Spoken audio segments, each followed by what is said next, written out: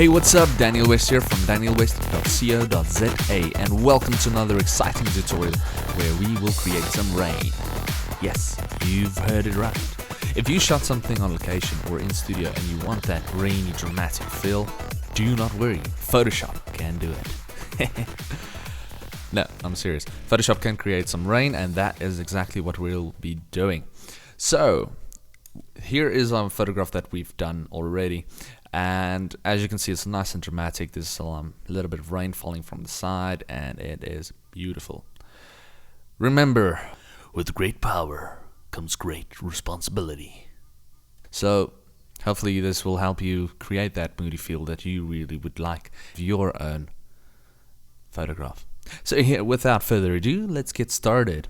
Alright, so I'm just going to switch off my rainy effect. So we've got a photograph, it's been shot in studio. This is actually for a client. I'm not going to show you guys how to create the background, that's in another tutorial. But what I'm going to do is just show you guys how to create the rain. So, the first thing that I would do is create a new layer, Command Shift and N. Just call this rain. Nice and easy, and just say, okay, we leave it on the color on none. You can actually create it on gray. But I'm just going to show you the steps as we take if you do not go through here. So with the none selected, we just go down to mode, we keep it on normal, and opacity also 100%. Say OK. Now, inside of here, on our foreground, we are going to create a 50% gray. So you want everything to be 0, 0, 0, 0, and the K to be 50%. Or you can actually copy this 929496. Alright, and we say OK. So what we're going to do is we're going to use the fill, the paint bucket, and we're just going to click on it with opacity of 100. Oops, and we've got a completely 50% gray like layer. So once we've got that, we're going to go to filter, noise. We're going to add some noise. And now the fun part over here is usually it starts around like 0% or whatever. You can choose any one of uniform or Gaussian.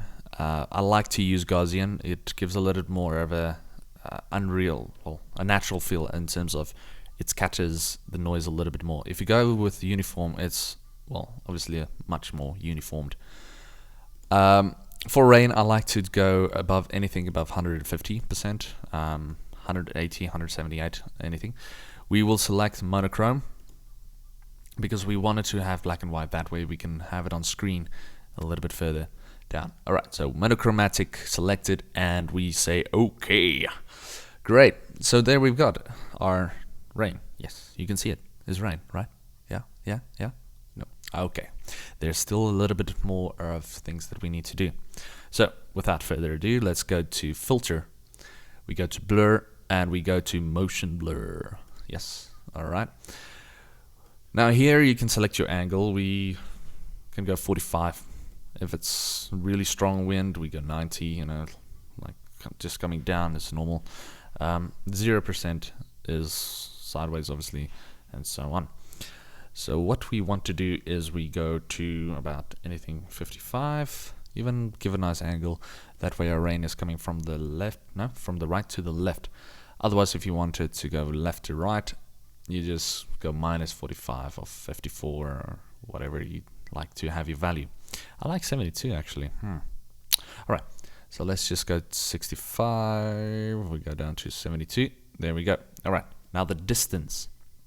1 is not going to do anything really intense unless you go and zoom in. Then you can actually see it moved a pixel. But that is not what we want to do. We want to make it nice and long. There we go. So we go about 144. That would be fine. Say OK, and there we've got our rainy effect. So we're gonna put the mode with our layer selected. We're gonna put our mode to screen. Yes, it's starting to look like something. Still a long way to go. Alright, then in our adjustments layer, we're gonna go to curves. You can even go down over here and select curves. Oops. Great. Now with Alt selected, you go in between the two layers, and this little pop-up thingy will come up, and you just click it. That way we parent this, that it only affects the layer. And that is exactly what we want. So now the trick is over here to make it a little bit more realistic is to click on it, create two points for you. All right, and the bottom one, you are actually going to take it down till you don't see much white anymore. The further you take it down, the less rain you're going to have. The more you take it up, the more rain you're going to have. So you got to play around with it. Now the white one, why I've made it there is I'm just going to create it, just going to push a little bit more that I can see more white coming through. All right, so just slightly down. There we go. Great, that's looking good. All right, now the effect you can't really see as much, and you've got these weird white lines going on at the bottom. Not to worry, that is actually the blur that creates that. So how we get around it is you select your rain layer, Command T for transform, hold down Alt Shift, and just drag it slightly up that it, that it gets out of the way. I like to make it nice and big so that the raindrops are nice and close. Double click to say OK, or you can even just checkbox it. And there we go. We've got our first layer of rain going nicely. Great. So just double clicking on the curves and then we can just slightly tweak that. Great. Now the next thing that I'm going to do is I'm going to select with holding down Shift, select both the rain and the curves, and I'm going to go Command and J to duplicate it. This way you can actually see it actually becomes more prominent. I kind of like that. So the next thing that I'm going to do is I'm going to go Command J again, but this time with this one I'm going to go Command T to transform it, and I'm going to go and create smaller particles with Alt Shift down. There we go. Right around there. But now there is way too much noise going on, way too much like rainy effect that is happening over here. So what I'm going to do is I'm just going to take my curves and put it down slightly. More up, more white, more down. More. Yeah. So I'm just going to play around with that slightly, and also with this one. It doesn't become so prominent. Great. That's looking good. Alright. Select all of your layers just to keep it nice and neat. All your rainy layers, and Command G to group them and call it rain. There we go. And that's it. So there you have it. That is our rainy effect that's happening. You can actually, if you want to go even more detail, you can create some splashes and stuffies like that using stock footage, or even just go painting in on another layer with your brush tool. I like to use this one. Any one of these would be nice. It's a little bit of a scatter. Make it nice and biggish. And just click, click, click, click. Tush, tush. It works nice with the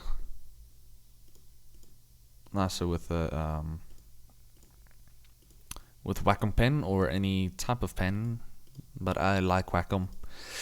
I like Wacom, yes. Wacom pens are nice and it works very, very cool. Right, so just create that, slightly down with the opacity and create a new layer, slightly more out and a bigger splashy feeling, and just click away. Once again, remember, you gotta keep reality in check, like just keep an eye on what seems real, what doesn't seem real, okay? Like for instance, whatever is happening down there is not real.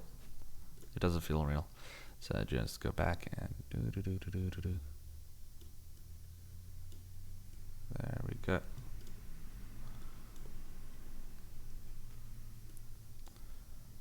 Ah, come on. There we go.